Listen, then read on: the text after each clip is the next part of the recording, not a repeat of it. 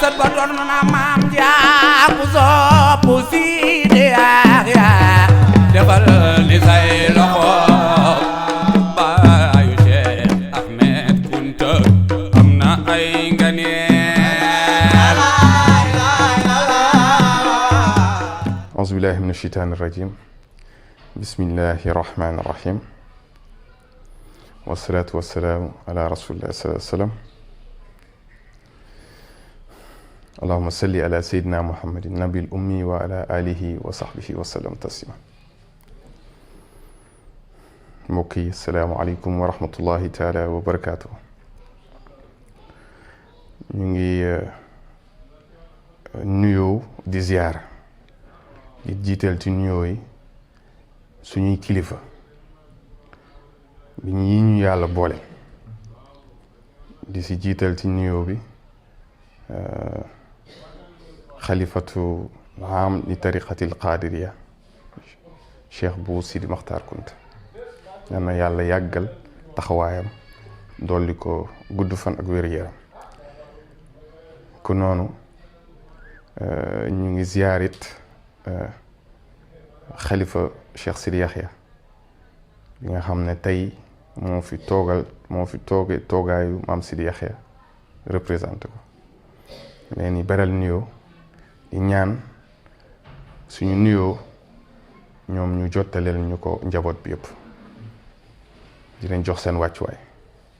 di fas yéene nag yëkkati kàddu waxtaan ci benn thème bi nga xam ne sasoon nañ ñu ko wala sàkk woon pour que ñu waxtaane si waaye xam naa dina jafe ndax kii ñuy bëgg waxtaan muy Cheikh Sidi Yaxya radiallahu anhu lu bëri si li ñuy nettali xanaa lu ñu dégg la waaye du lu ñu fekkee kon waxtaan mooy dañ koy waxtaane ba nga jot si kon mun si tirer say leçon tirer si say enseignement tirer si say jàngat pour defaru ndax peggu wala ëttu walliw ëttu wilaaye defaru si am nañ si yaakaar kon yoon boobu rek lañ gis donc fas yéene si bay suñu waar kon lépp lu ñuy wax rek day duggaat ci loolu waaye di yëkkati kàddu di wax ne day duggaat ci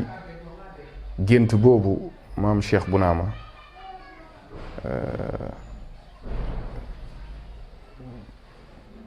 gént bi nga xam ne ndànqnaar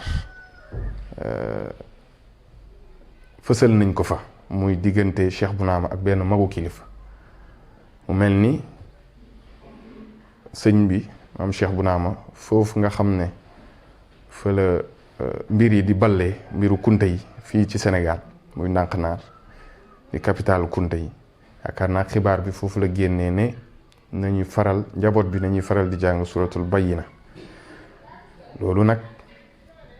mbóot yi ci biir ñu ngi bàyyi boroom xam-xam yi ak boroom gëstukat yi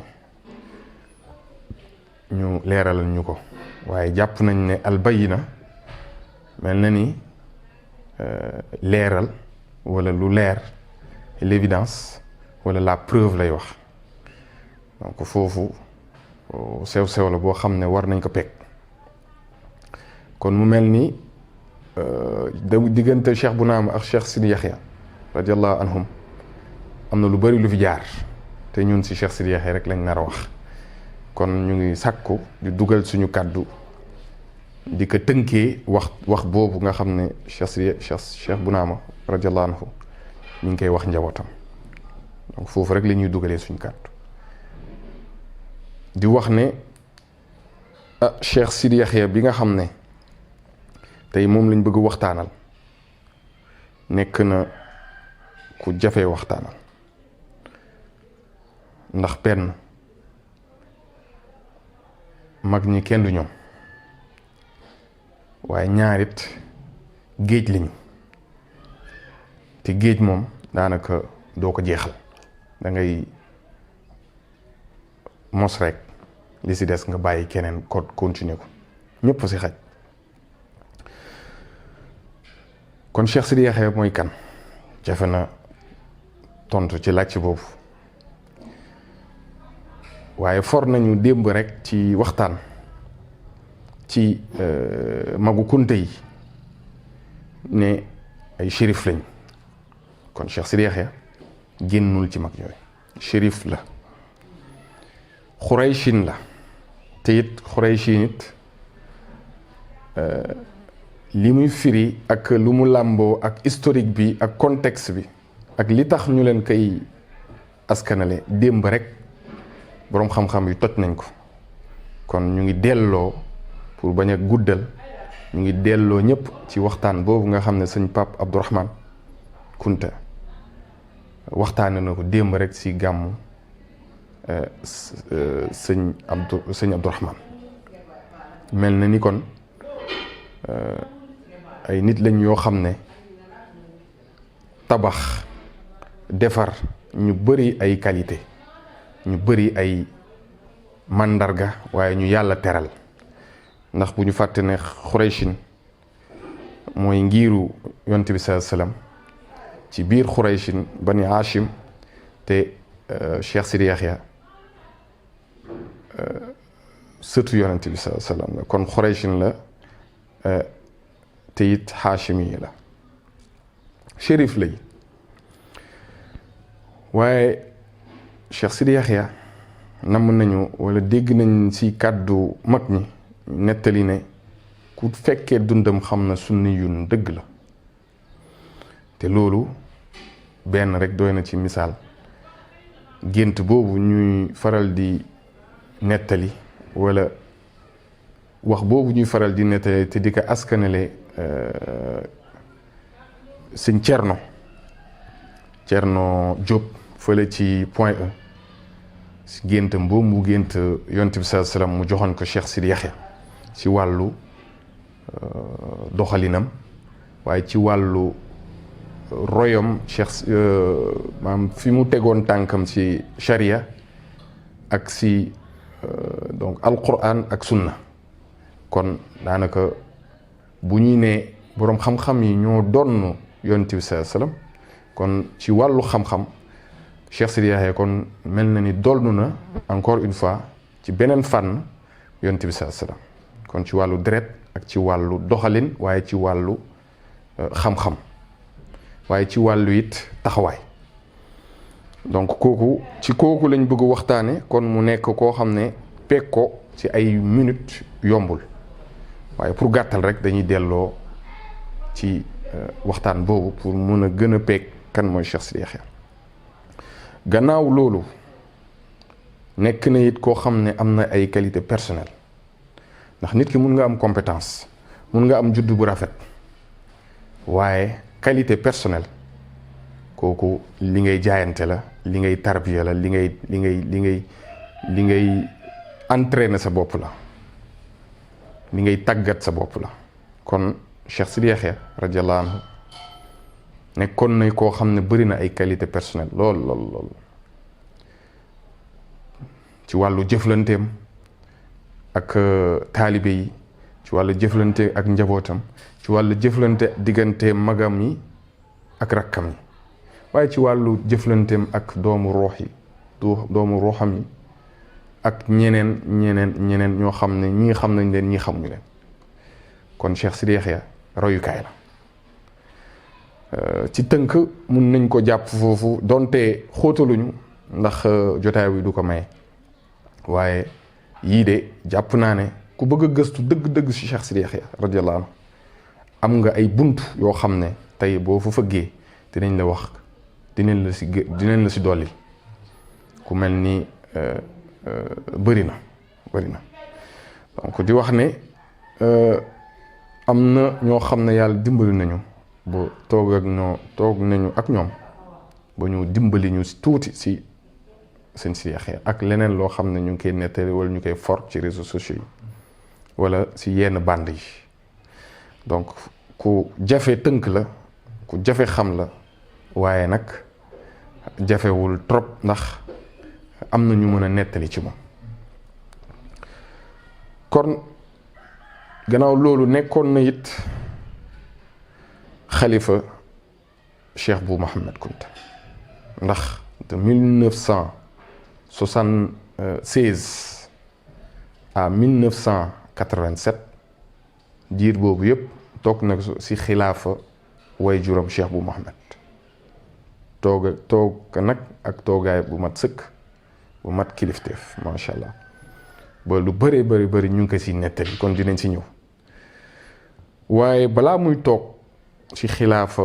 way juram mel na ni jaar-jaaram rek jàngat la ci ndaw ñi ndax bu mu nekkee ci ni ñu nettali mu gënoon nekk tuuti tànk ba keroog ak lu ñuy nettali ne gis-gisam nu mu yaatoo woon toog na gis jumaa ji nga xam ne moom la war a tabax kon lu ñuy wax aux âmes bien nées la valeur n'attend point le nombre d'années donc du dañoo xaar ba mu nekk mu kallaf ñuy soog a gis ay xarbaax ci moom waaye teel nañ ko gis ci moom benn bi moom mooy jumaa ji nga xam ne ñu ngi ko koy askanale te ñu bari tey di fa jullee donc loolu liggéeyam bu am solo la waaye gis-gisam bu yaatu la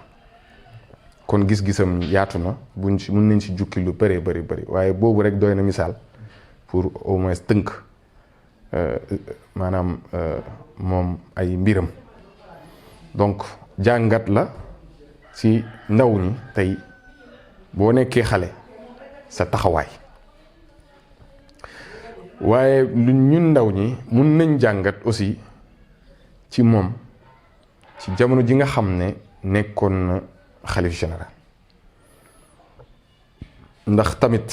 dégg naa ñu ne ci xilaafam bokk na ci xilaafa yu gën a réussir te jusqu'à présent ñu ngi koy waxtaane kon nag macha allah am na jàngat yu bëri yoo xam ne dinañ ko mun a génnee ci jàngat benn mooy nekkoon na koo xam ne ci wàllu sharia moom la toogaale waaye toogaale yi nag ci wàllu xaqiiqa ci wàllu baatin bu ñuy waxoon loolu rek ñu ne kon daanaka loolu mun nañ ko gis ci yeneen moromam wala yeneen mbindeefu doomu aadama waaye nag daf ci boole maanaam li administration di doxee moom tabax na lu mel noonu kon kooku tamit mun nañ ci jël référence ñun ndaw ñi ak képp koo xam ne bëgg na jël am référence ci naka la ñuy gérer cité donc politique am ndax lu ñuy wax cité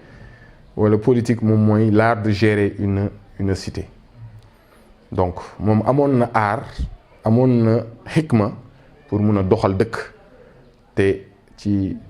période boobu macha allah Njaasaan xar kanamam rafetoon na macha allah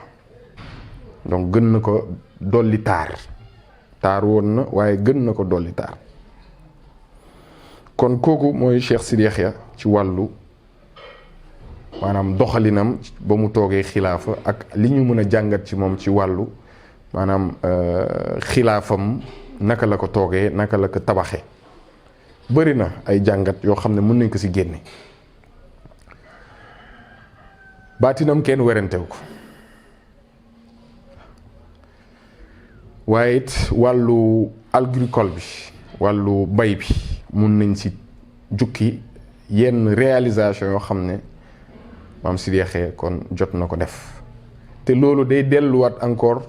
leçon wala modèle boo xam ne day inspirer jeunesse bi nga xam ne tey ñoom ñooy ut ay repères bu may wax jeunesse nag du jeunesse su Njaasaan kese lay wax jeunesse su àdduna bi yëpp lay wax kon jeunesse su àdduna bi yëpp tey mel na ni am nañu problème de repère ndax loolu du suñuy wax li ñuy gis ci actualité bi la ndax dañuy gis ñenn jeunes yi di dugg ci ay xeex ay xuloo ay mer wala di dem ay grève wala di def naka su dul noonu waaye ku dem si maanaam jàngalinu ak tegginu maam Sidi Yaxya nu mu tabaxee système ak jeunesse bi nu mu leen doon taxawoo ci wàllu bu ne ci wàllu mbay bi di nga fa am li nga fa jël ci wàllu jàng bi ak jàngale bi di nga fa am li nga fa jël ci wàllu éducation nu mu doon tarbiya njaboot bi di nga fa jël te njabootam du njabootu deretam kese waaye njabootu ruuxam yépp macha allah. kon benn rek ci wàllu agricole bi bu ñu si dellusee mooy déjà taxawaay bi nga xam ne taxaw na ko ci ndono baayam Cheikh Bou Mahmed. kon bu ñuy citer exemple mun nañ ne Cëwën fekk na fi magam ya amoon liggéey bu ñu liggéey si Cëwën boobu nga xam mooy suufu Cheikh Bou Kounta moom mu ne li ñu def nii de baax na waaye man it dama si indi sama contribution kon mel na ni musul jug si liggéeyal baayam Cheikh Bou Mahmed. kon loolu ñun lu ñu siy jàngat mooy lu ñu def doyul ndax boobu nekk na xilaaf xalif mënoon na ne kon grade bu gën a kawe takk naa ko kon jeex na si wàllu zahir waaye dafa continuer di liggéeyal baayam lu mu fi bàyyi mu sàmm ko. kon loolu jàngat la boo xam ne tey mun nañ ko jàngat ci moom donte jamono jooju dégg nga kon nekkul woon jeune muy lan responsabilité ci liñ fi bàyyi ndono bi ñu valoriser ko ñu sécuriser ko ndax ñu ngi nettali ne ci biir sécurisation boobu mel na ni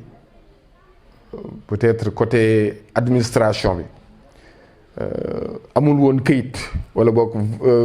sécuriser wuñ ko woon ci wàllu administration nu muy doxee ci wàllu texte mu ñëw xam li texte yi wax ci wàllu suuf nan lañ koy sécuriser mu utal ko këyit delloo lépp Cheikh Bou Mahmed Kounta. kon loolu responsabilité la ci taxawaayam waaye ci xam doxalinu charia xam it doxalinu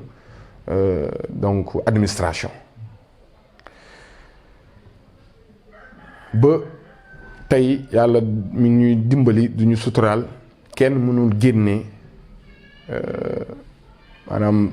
lu dëkk bi jax-jax walla lu Sénégal jax-jax tey ñépp xam nañ ne suuf boobu de amul laam-laame suufu Cheikh Bou Mahmed Kounta kon sauvé na Njaasaan sauvé na doomu ahlul kunti ci loolu waaye loolu mooy ndonow baayam waaye nuñ dem Latmingué yaakaar naa kooku si diggante avant muy nekk xalif la ak jëm suuf kon si la fàggu Latmingué boobu tey kenn du ko nettali wala boog ñëpp teg ni seen bët bay na fa xotti na fa def na fa jumaa ak leneen li lépp loo xam ne boo fa demee tey di nga fa gisal sa bopp kon Cheikh Sidi Yaxya radiyallahu anhu modèle la ci wàllu balaa ngay toog sa xilaafa wayjur tey sa taxawaay sa propre taxawaay si sa njaboot sa propre taxawaay si en tant que ambassadeur Njaasaan ndax tey mënoon na ne Njaasaan rek doy na waaye dafa xotti dem ba Latmingué yaatal suufu Njaasaan wala yaatal suufu ahlul kunti yi kon kooku bëri na si morom waaye mun nañ si am vraiment jàngat boo xam ne mun nañ ko jàngat ci loolu fierté la ba sax am na yeneen suuf yoo xam ne lu mel noonu def na ko pour récupérer suuf si mu bañ a génn si loxo ahlul kunti kon vraiment kii ambassadeur la kii ku sàmm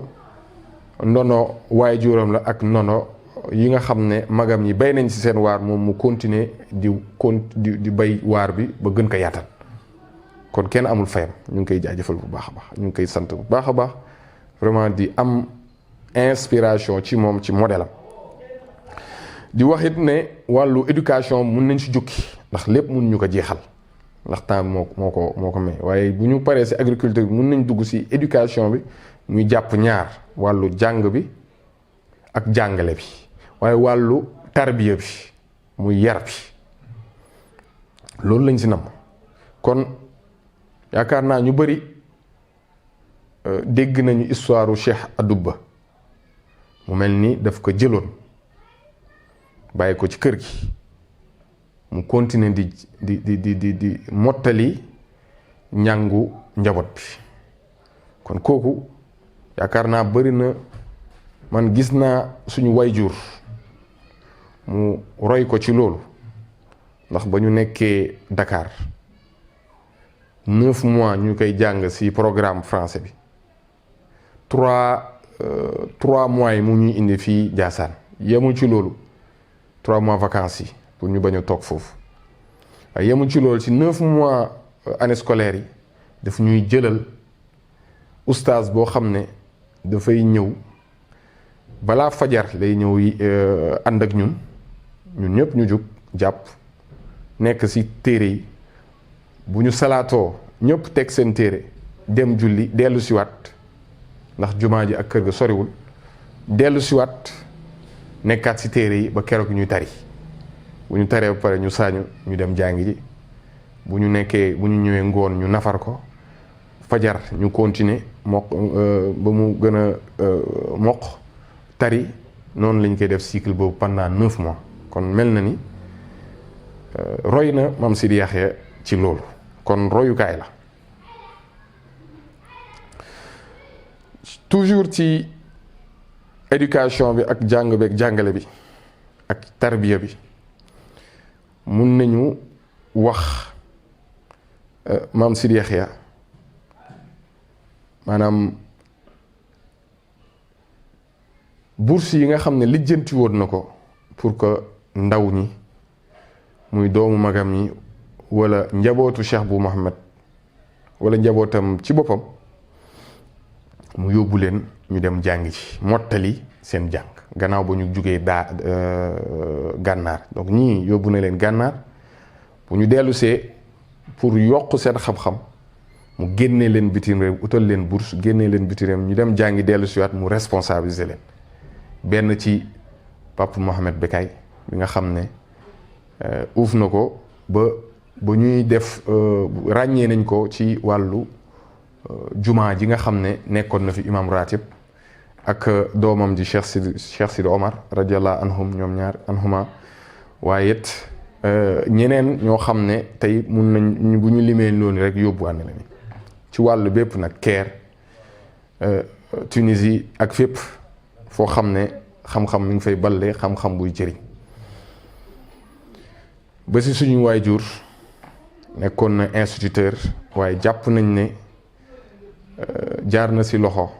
waaye jaar ba mu paree wala ñooñu ba yàlla dogale mujjee na si loxo Cheikh Sidi Yaxya radiyallahu anhu ba mu def ko lu mu ko def yépp kon ñun dañuy inspiré aussi suñu waajur waaye lépp ñu ngi koy maanaam reflété lépp ñu ngi koy gis ci doxalin boobu nga xam ne Maam Sidi Yaxya moom lay doxal te ñu jàngat ko ci moom gis nañ ko lenn ci suñu waajur donc bu ñu jàngee si suñu waajur mun nañ kon egg si Sëñ Sidi Yaxya kon référence la Maam Sidi Yaxya ak képp koo xam ne mi ngi woon si peggam ñu ngi nettali ne suñu waajur nekkoon na ak moom di ko doxal yenn mission yi kooku ñun mun nañ ko firdeel ndax yenn ci passeport yi mi ngi foofu kër ga donc passeport yoo xam ne du Sénégal kese wala boo gisee passeport di nga gis ne kon génn na dikkaat kon am na fu mu ko féete woon kon ñun njaboot bi dañuy rendre hommage Cheikh Sidi Yaxya ak njabootam dañ leen ni sant di leen gërëm ci li seen waajur Cheikh Sidi Yaxya defal suñu waajur kon loolu duñ ko mës a fàtte te it nee na luñ ko li tax nag ñuy yëkkati kàddu bokk na si it ne gis nañ ne kóllëre la ñu bëgg dox diggante suñu waajur ak Cheikh Sidi Yaxya bi amoon foofu kon nag ñu gis ci benn ci taqandeeru suñ buu kunta ñu koy wax bu mu xees amoon na ay relation ak Maam Sidi Yaxya wala nekkoon na ci keppaaru Maam Sidi Yaxya ba ñu ne kon bu fekkente ne génn na àdduna ñu bañ ko fàtte ñu jël benn taqandeeram mu ñëw wax ci. donc lii moom moo ñu ci dugal mu nekk nag koo xam ne neex na def ay jàngat ak ay baxs ay recherche ci moom ndax da ngay mottaliku da ngay defaru ndax tey liy tënk Maam Sidi Yaxya ci doxalinam gannaaw ba ñu waxee kii kan mooy Maam Sidi Yaxya ak jaar-jaaram ak maanaam réalisation yi nga xam ne jot na ko def kon ñun liñ koy tënkee mooy rek baatu alxuraan boobu di wax ne maanaam mbiram yépp comme daf ko delloo alxuraan wala daf ko tabaxee alxuraan ak sunna kon gis nañ ne turam rek déjà Yaxya mu mel ni day dundalaat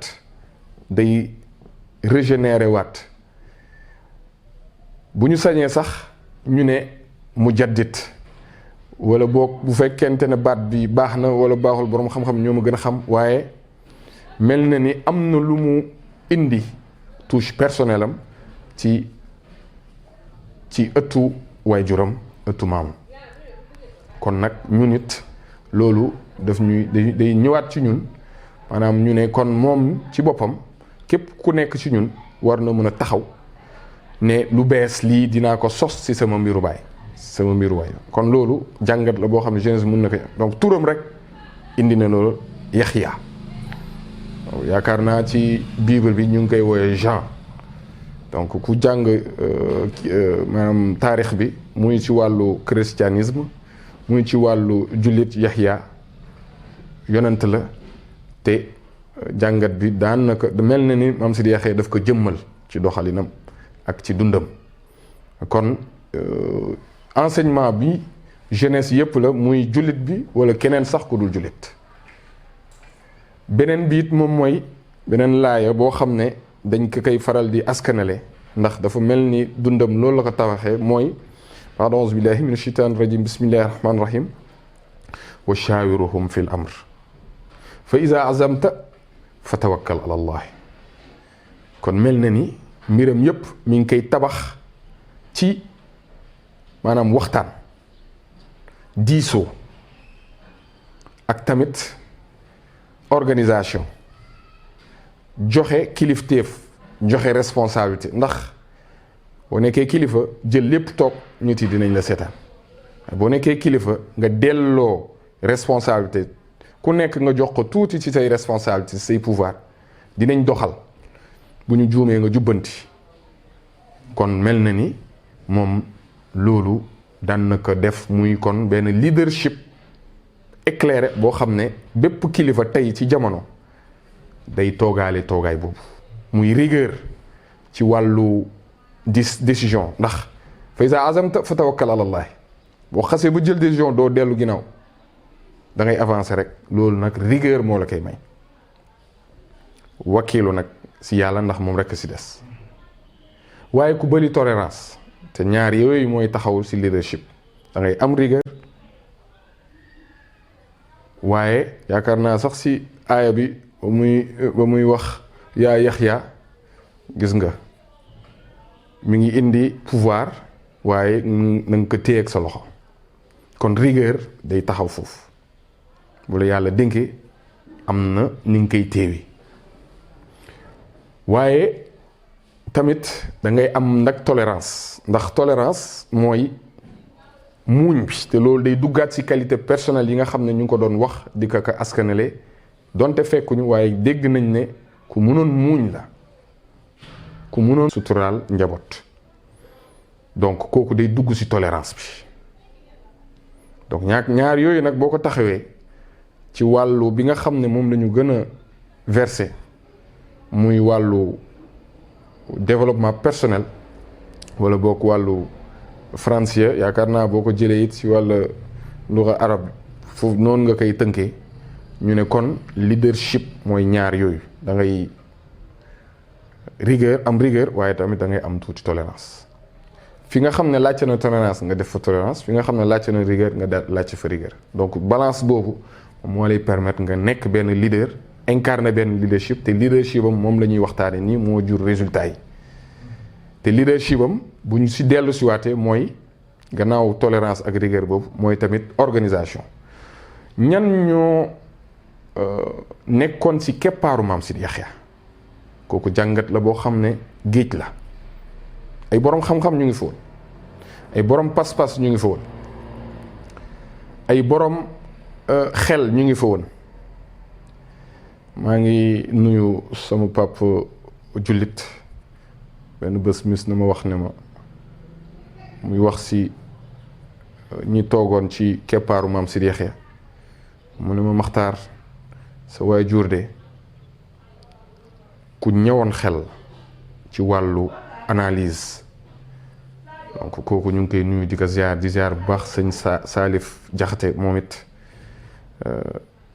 ku xam Maam Sidi Yaxya la ak njabootam yëpp kon am na si ñeneen ñoo xam ne tey mun nañ leen lim kon ñii xam nañu Maam Sidi Yaxya ku mel ni sëñ Moussa Jaxate moom it Cheikh Moussa Jaxate xam na Maam Sidi Yaxya ak mission yu bari dañ ko doon moom daf ko doon dox ak suñu wayjur kon mun na firndeel yii ñi nga xam ne ñu ngi koy wax di nuyu it bu baax xalifam Cheikh Sidi Mohamed ndax fekkee naa jotaay yoo xam ne mook sama wayjur dañuy toog ñuy waxtaan kooku moom kenn nettaliwu ma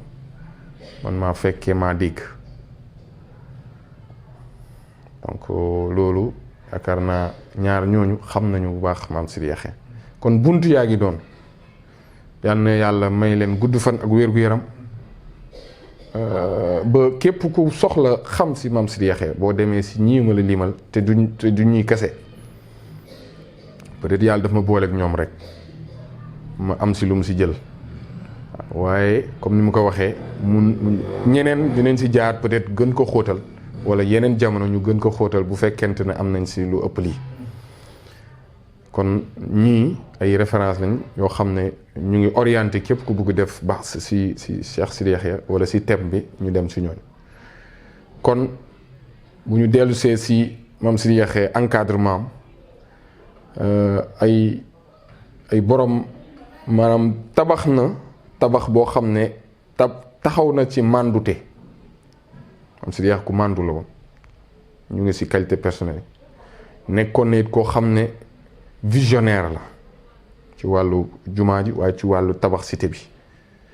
du def xàjj ak seen ci doomu ruuxam ak ci doomu deretam ñépp ci biir waaye it nekkoon na koo xam ne ku xarañ la ndax bu ñu tënkee bu dégloo ñépp ba pare dina am capacité de synthèse kooku il faut que mu sut ñi nga xam ne moom la yilif pour mun a am pour mun leen may ker donc day nekk en retrait bu ñëpp waxtaanee ba juboo ñu ñëw gaaral ko ne ko lii lañ juboo moom mu settantal après fa iza azamta fa tawakkal ala allah kon dafa mel ni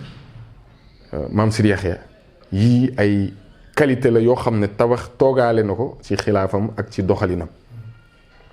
te mën nañ ko jàngat te day duggaat ci leadership ak développement personnel boo xam ne aujourd'hui képp kuy gëstu ci loolu buñ ne la da nga war a nekk leader war nga yow xam nga ne da nga war a am leadership te lii jàngat la boo xam ne moom da ko doon def 1987 dëddu na waaye tey ñu ngi ci 2025 38e édition am la ñuy waxtaane nii ba léegi mi ngi nekk à jour kon jàngale Maam Sidi Yaxya mun nañ ci tiire loo xam ne dina defar suñu tey ak suñu ëllëg jàngale Maam Sidi Yaxya mun na dimbali askanu Njaasaan xilaafa ak xilaafa kër yi jàngale Maam Sidi Yaxya mun na génn Njaasaan dem ba ci Sénégal bi yépp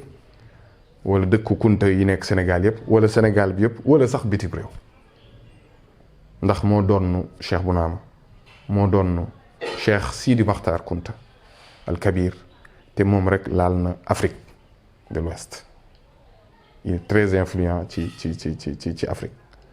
waaye maamam yi kazaalika ba si yonent bi sallallahu alayhi wasallam te moom moo doon yonent bi sallallahu alayhi wasallam ci xam-xam ci doxalin ci jikko wa innaka la ala xuluqin azim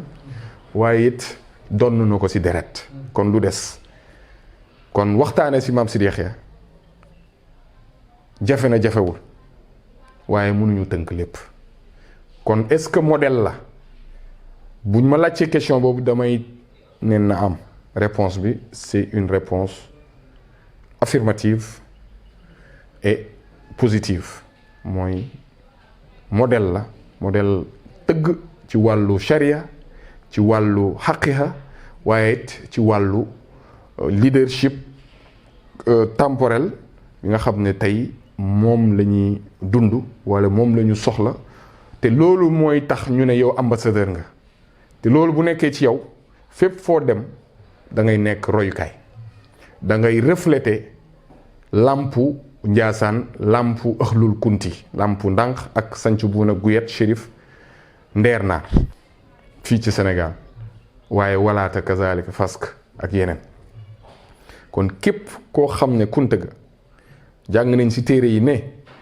lii rek mooy seen mbir juboole dëppale tabax fekk loo xam ne dara nekku fa ñu tabax ko lan me nga cereyak kamataan Njaasaan mii ndànk balaa kunta di fa nekk am na nu mu meloon waaye ba fa kunta yi sante am na nu mu demee après kon lii mooy Xuraysin buñ doon waxtaane démb waaye lii it moom mooy mbiru kunta yi ci lii rek la ñuy dox ci ay qualité personnelle la ñuy am yàlla daf leen koy jagleel waaye ñoom it duñu jóg ci mbiru nekk si teg seen tànk si siraatal mustaqim